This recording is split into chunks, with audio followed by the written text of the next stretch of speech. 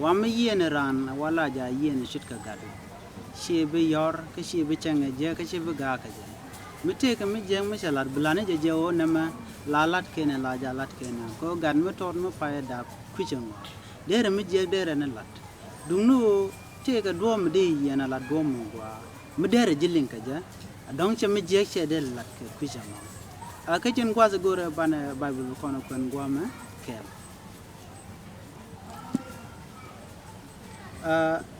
ka bible go ngai kona man batiam kon cha gor ka peter en yam shoka diet ni wi shoka cheta ni ne yende kos kana sin kon tin yan kane kos de kan ke yene di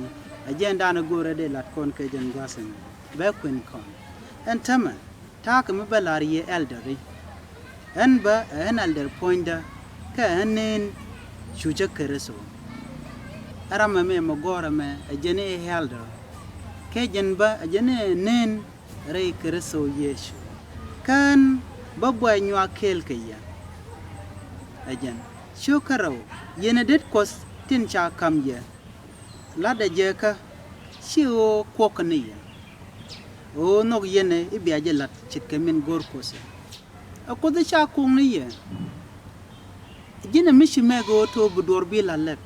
awa cha kongnije jin cha kongnije ano break kod belat wajina mishi me ko nogije kata ma kai yende ka jan gwazum te yen kana kos lere che ko kana ku karodian siang meken kana me ko de ko kos de kan lere ko do badana gore je akodi yen chwa dor chwa let chi mu ko kana yelat siaje mek ibi yende kos kanoto bia choch biaje nywa kel kaka duno changa cheng yana dit ka jan gwasa me cha chang mu dot yan che te ga mi sia matten sia chang wa sia ja matten sia chang gon jeng sia ja matten ka ko zinana yen det ala yop to go ka changa ka agwa ko yen pankun cha kok ne yi kwanyra je o be mo gwa bela ne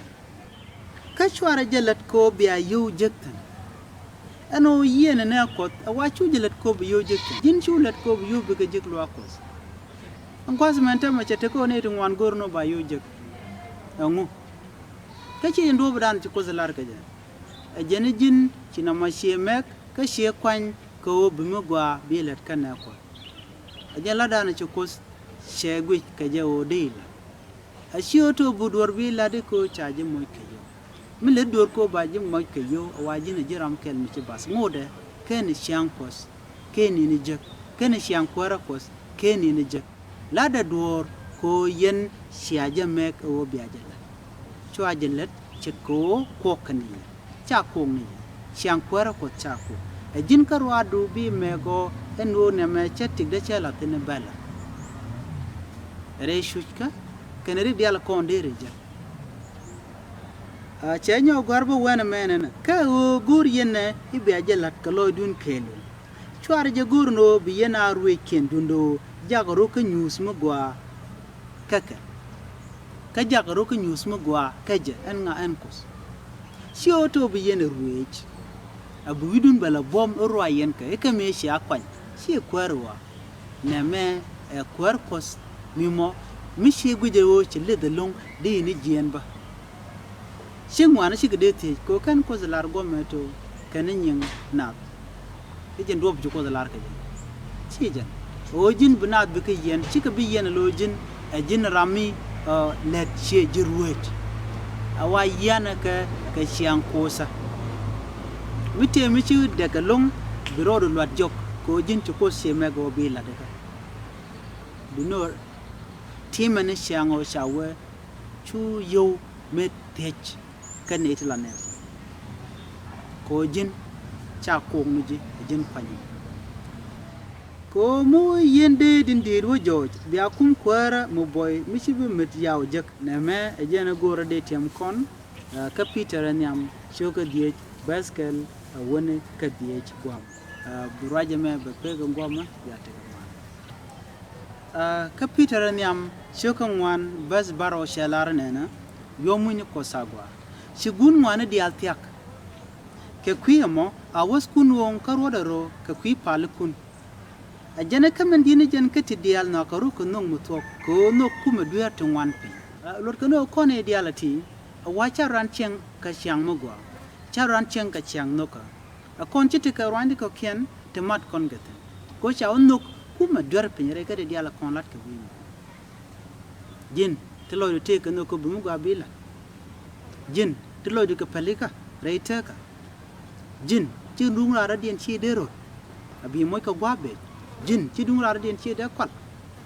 ko ti ti kana kon loka man loko se long lo no maji ram shit keje ram ti ke chugro te ka wangro kiena dor mi ko de chaga bi maj ka shonda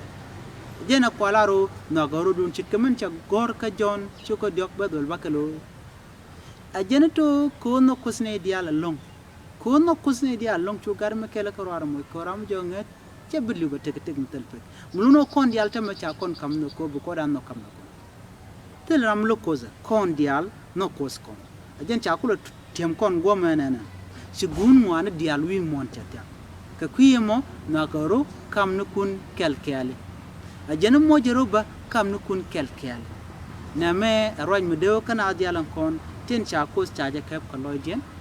ne den kon ta ngade oto to ko ste ke longa ite ke dia ne tin kon tin chimu gwana jen mu ba kun kuzo e dunkos chikana kep ko lokken chikan dun shaitan alamme jiya ba kun shaitan na me to lare shaitan chikana pa ko shawon nas tin wanken a wariudien walet kan mi jiya ko kwikana